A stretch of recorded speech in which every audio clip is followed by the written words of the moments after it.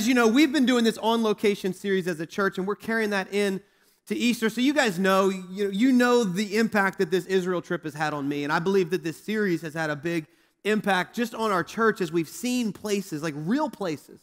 You know, the story of Jesus, the stories in Scripture are real stories. Real places, not made up, not make-believe, not fairy tale, not like a movie that somebody dreamed up. I mean, this is real life, real stories. And one of the most amazing places has got to be the city of Jerusalem. As you see the city of Jerusalem, it's just a beautiful city. It's rich with history, and you walk up the steps towards the temple, you think Jesus was here.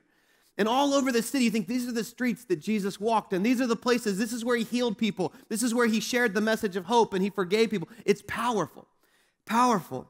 But one of the most amazing places right there around the city of Jerusalem is actually just outside the city walls. And it's a place called the Garden of Gethsemane. The Garden of Gethsemane. Gethsemane holds some incredible symbolism and value in this Easter story. And many times the Garden of Gethsemane is just a stopping place that we just kind of mention and move along when it comes to the story of Easter. But I want you to see it as so much more. You see, the Garden of Gethsemane is the place that Jesus went the night that he was betrayed. The Garden of Gethsemane is a place that Jesus frequented. We're told that he would go there from time to time with his friends. And it's the place that Judas Iscariot led a band of soldiers, literally a mob, an army, to arrest Jesus. I mean, Judas sold out Jesus, had spent years with Jesus and sold him out for 30 pieces of silver. Did you know that 30 pieces of silver is the price for a common slave? And yet when we see Judas betraying Jesus in the Garden of Gethsemane, he sold him out for the price of a common slave. The Garden of Gethsemane is also a place of abandonment. It's the place when Jesus was arrested, all of his disciples took off. Literally moments after they said, we'll never leave you, we're going to stay with you. And in this moment, they scattered. The Garden of Gethsemane is a beautiful place, and I want us to look at a passage together of Jesus in the Garden of Gethsemane. So if you have a Bible, I invite you to Matthew 26. If you got a mobile device, feel free to use that or just follow along on the screens. In Matthew chapter 26, we see that Jesus went with his disciples to a place called Gethsemane. Somebody say Gethsemane. So he's in a place called Gethsemane, and he says to them, he says to three of his closest friends, Peter, James, and John, he says, sit here while I go over there and I pray. This is a moment that Jesus knew that his time had come. He says, you sit here while I go over there and pray. Now, when we read about Jesus in the Gospels, I don't think Jesus did anything by accident. I don't think Jesus went anywhere by accident. He's in the Garden of Gethsemane. It's a special place for a special purpose. And this Garden of Gethsemane is this olive grove. It's situated just outside the city of Jerusalem on the Mount of Olives. And there's something very symbolic of this garden, just like there's something very symbolic about the olive and the olive tree. And you know, these olive trees have incredible symbolism.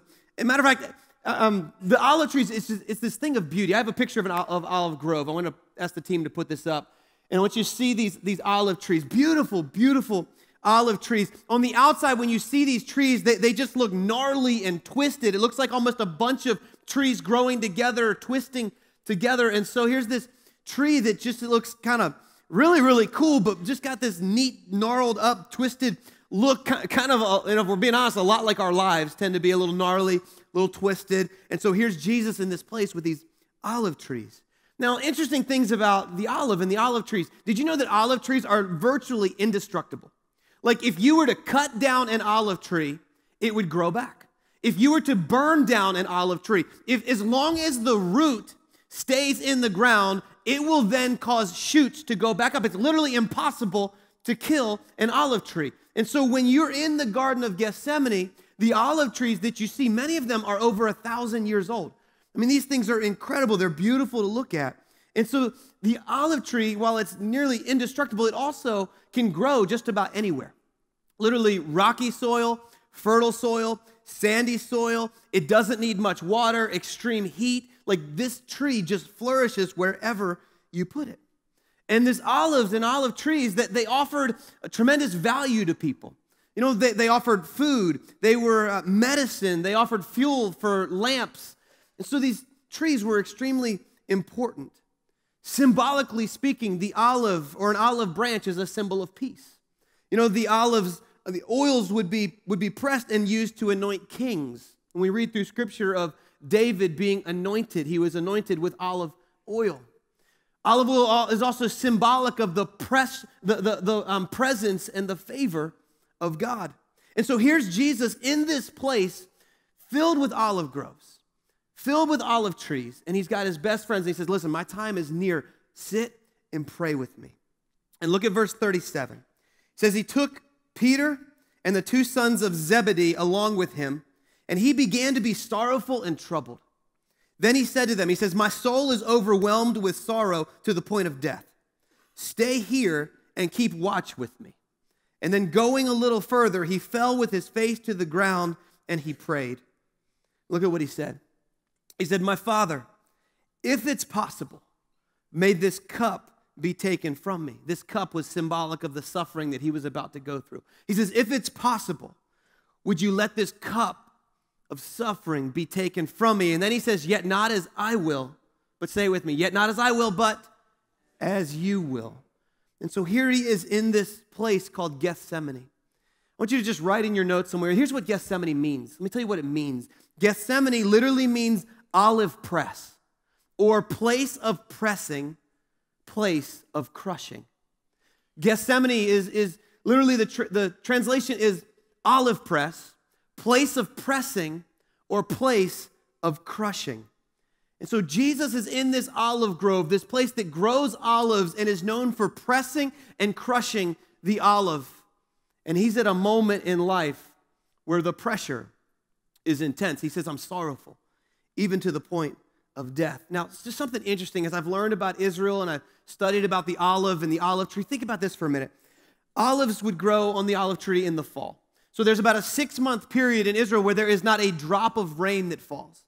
And so as it's nearing the fall, as it's nearing the month of October, these olives begin growing on the olive tree. But if you were to grab them, they're literally hard as rocks. I mean, you cannot do anything with them. They feel like literally like a rock. You can't even dig your fingernail in them.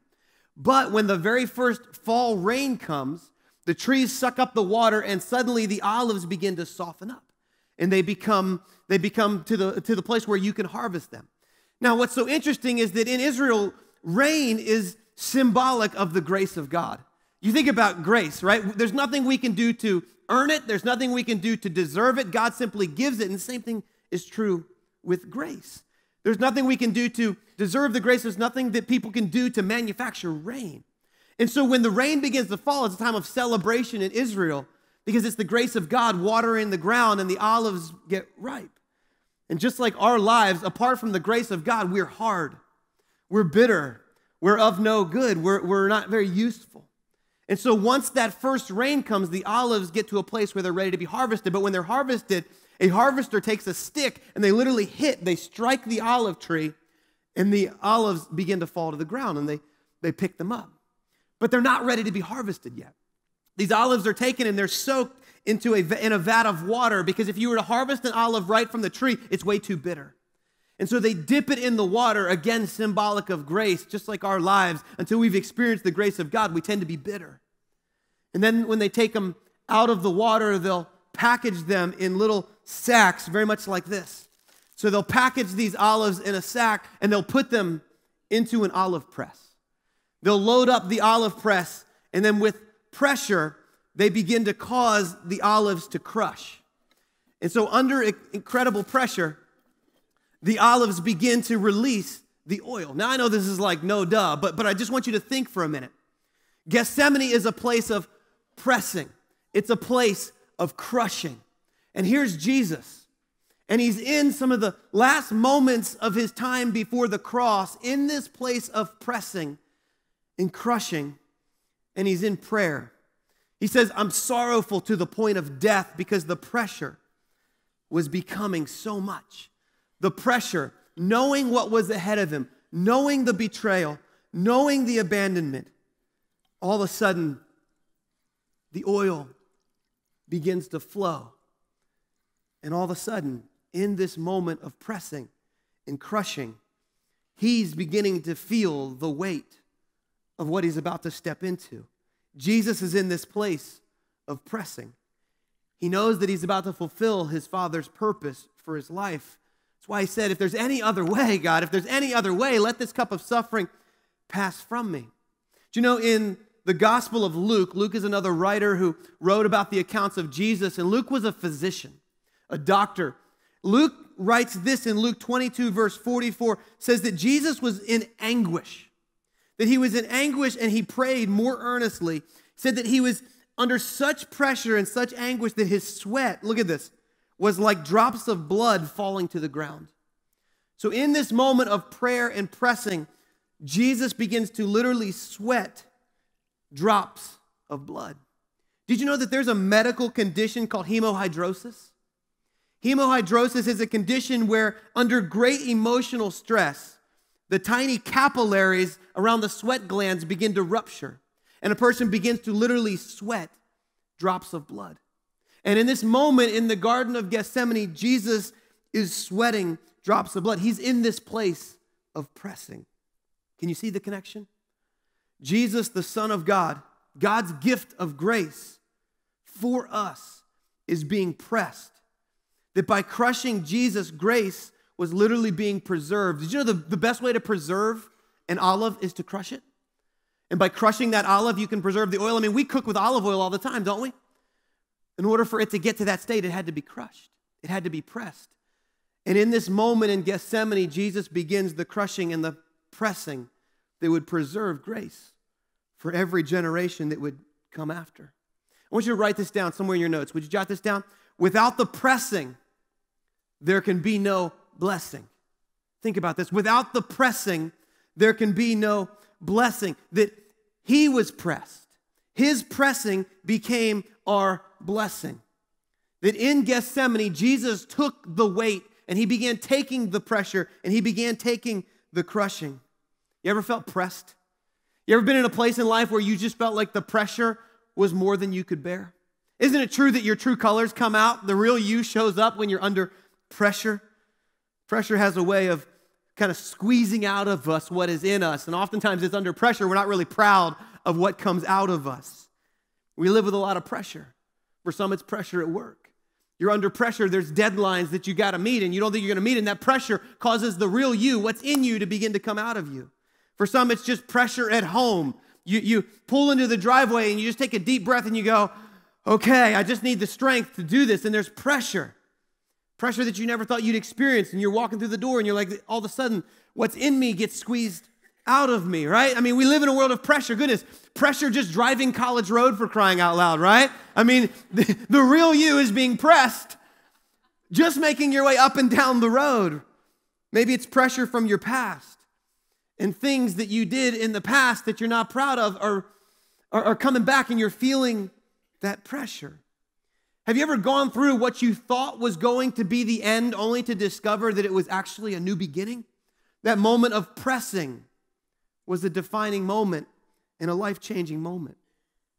Well, I want you to know this moment in the Garden of Gethsemane when Jesus said, Father, if there's any other way, let this cup of suffering pass from me. He was experiencing the pressure. He was experiencing the crushing in this olive press. But when he said, not my will, but yours be done, he's saying, Father, I want what you have for me. Did you know that he was literally fulfilling what was written about him over 700 years before?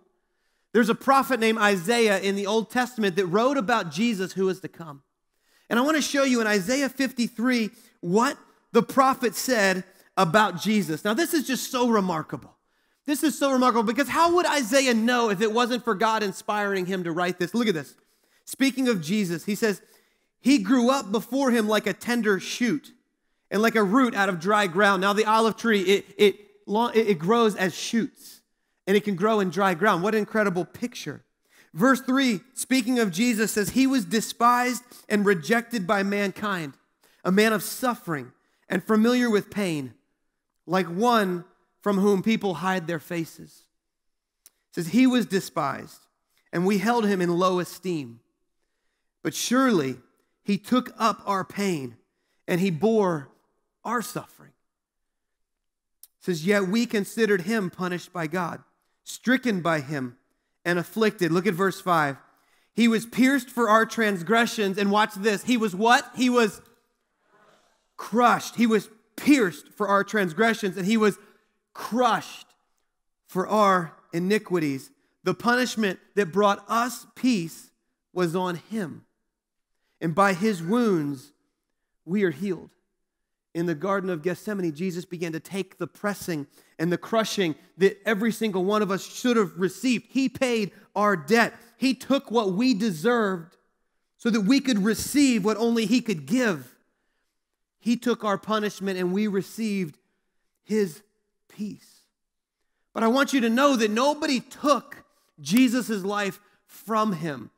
It was always God's plan for Jesus to be pressed and for him to be crushed. Look at Isaiah 53, verse 10. It says, yet it was the Lord's will to crush him and cause him to suffer. You know, when we look at the death of Jesus, it's easy to see that Jesus was murdered.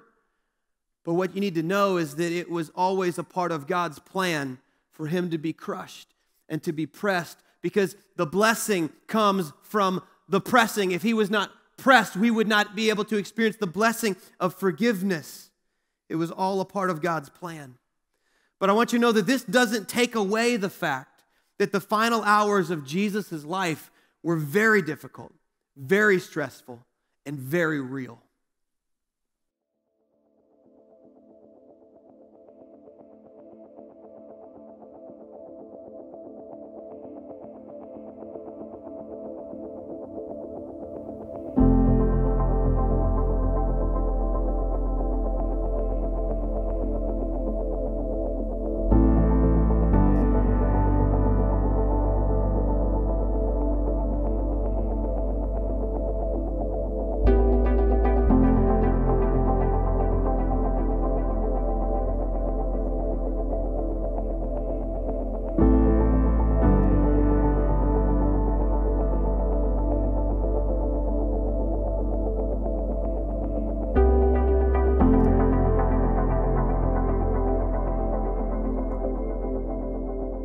Matthew 26 tells us about the last moments of Jesus' life.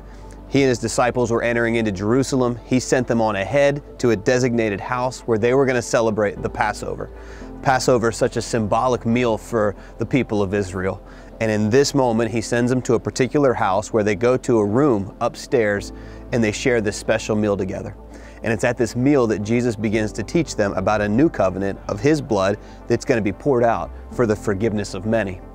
So they share this meal together, and it's at this meal where Jesus begins to tell them that one of them, his closest friends, is going to betray him. They're all asking questions. Who is it? Is it me? Who would do such a thing?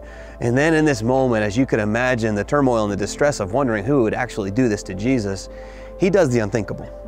He takes a towel and wraps it around his waist, and then he begins to remove their sandals and wash their feet.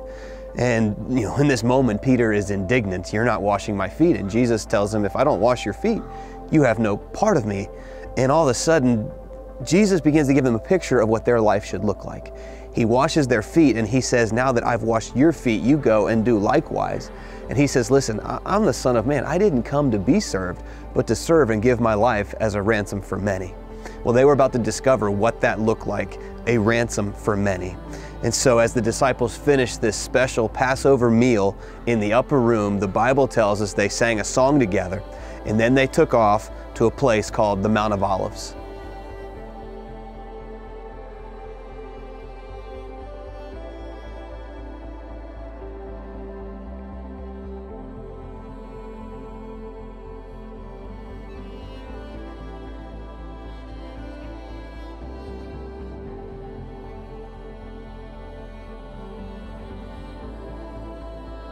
Well, under the full moon of Passover, Jesus and his disciples made their way out of the city around midnight to a place called the Garden of Gethsemane. Now, Gethsemane is a symbolic place. It means crushing. It's an olive grove. And the symbolism is that in order to get and extract the oil from the olive, it must be crushed. Well, this is the place that Jesus gathered with his friends, and he took Peter, James, and John to a deeper part of the garden. And he said, pray with me. My hour has come. He knew that his time was near. And he bows down and he prays and he says, Father, if there's any other way, let this cup of suffering pass from me. Yet not my will, but yours be done. 3 times he prays, asking this of the Father, praying so intense that he literally begins to sweat like drops of blood. And in the calm, quiet, peaceful moment of this garden, we get to see the agony and the suffering of Jesus. And in these quiet moments in the middle of the night, suddenly a noise erupted, and at the entrance of the garden, Judas Iscariot is leading a mob of soldiers to arrest Jesus. And suddenly, everything that had been prophesied about Jesus is coming to fulfillment. The arrest, the trial, the betrayal, the beating, the suffering is about to begin.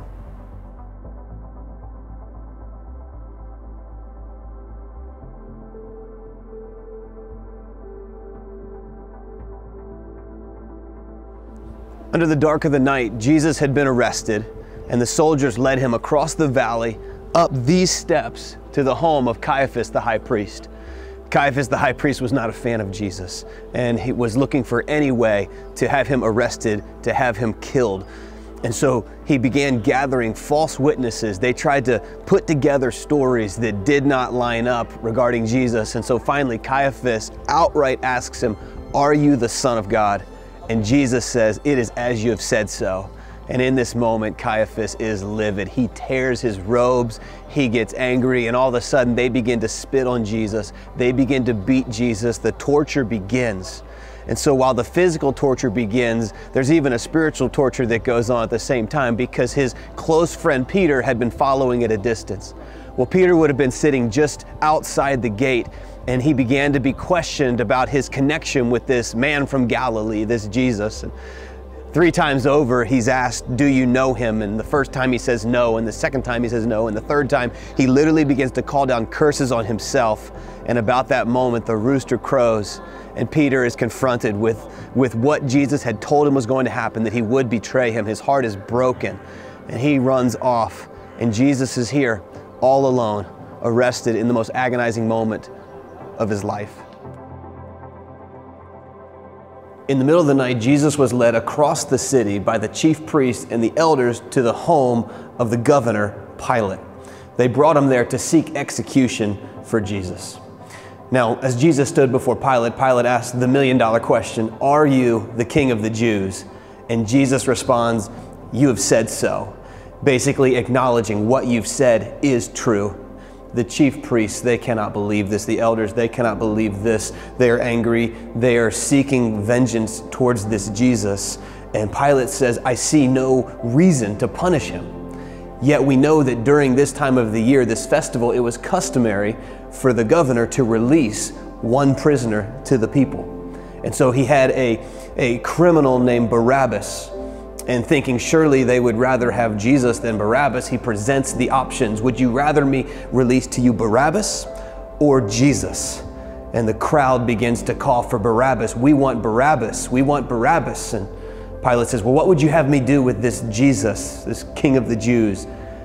And then all of a sudden the crowd begins to shout, "Crucify him, crucify him, crucify him." Louder and louder it goes, and Pilate finally says, he washes his hands and he says, "I find no charge against this man." And the people cry out and say, "May his blood be on our hands and our heads and our children." And Jesus is led away to the dungeon to be stripped and beaten. The governor's soldiers took Jesus into the praetorium and gathered the whole company of soldiers around him. They stripped him and put a scarlet robe on him, and then twisted together a crown of thorns and set it on his head. They put a staff in his right hand. Then they knelt in front of him and mocked him. "Hail, King of Jews," they said. They spit on him and took the staff and struck him on the head again and again. After they had mocked him, they took off the robe, put on his own clothes on him, and then they led him away to crucify him.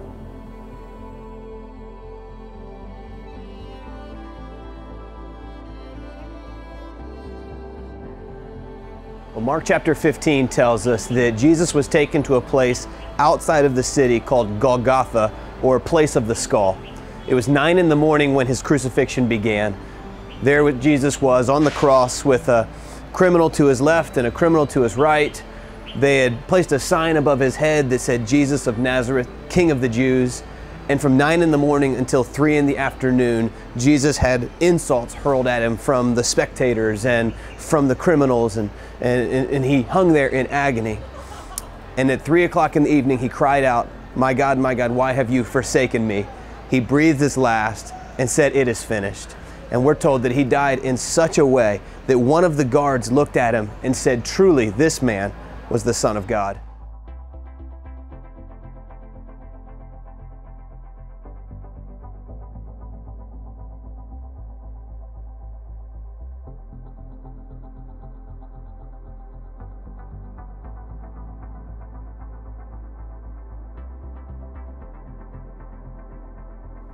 As evening was approaching, it became a race against the clock for Jesus' body to come off of the cross, to be prepped for burial and placed in a tomb.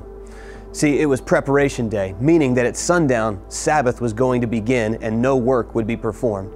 And so a wealthy man who had become a secret disciple of Jesus named Joseph of Arimathea had requested the body from Pontius Pilate. Pilate was surprised that Jesus was dead at this point and granted the request. So Joseph, with the help of Nicodemus, prepared the body and took it to his very own private tomb that had been carved out of the rock. As you can see here, this is a picture of what it would have looked like.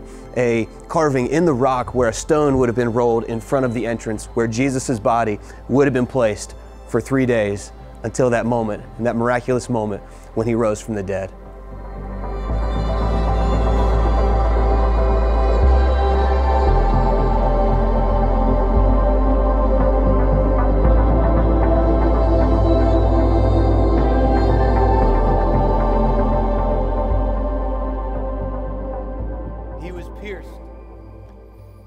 He was crushed.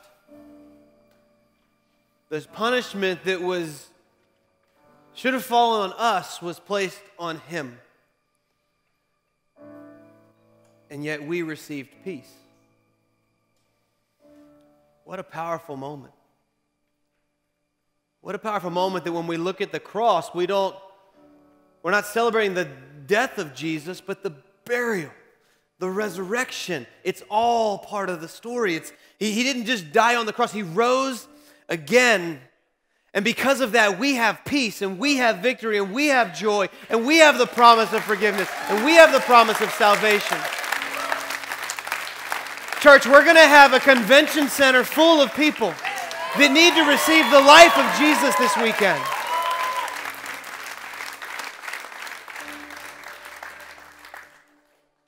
Here's what I would love for us to do. We'll end our service a tad bit different. My message will end a tad bit different on Sunday. Sunday will give people an opportunity to receive Jesus as their Lord and Savior. But what I want us to do in this moment is something that I've heard called bow before the battle. We know we're not going to fight with people this weekend, but there's going to be a spiritual battle happening this weekend. You better believe it. There's going to be a lot of spiritual battle going on of people waking up on Sunday going, I don't know, should I go, should I not go? And here's what I know is I know that if we bow before the battle, we're acknowledging that the battle is already won. And so, Father, we're going to show up. We just ask for your spirit and your presence. Guys, I know that if we can create a place where people that don't know Jesus can encounter the presence of God, that literally legacies and lives and eternity is going to be changed. And so I want us to have a moment where we just bow. And we just acknowledge that, God, what you're going to do is incredible. It's incredible.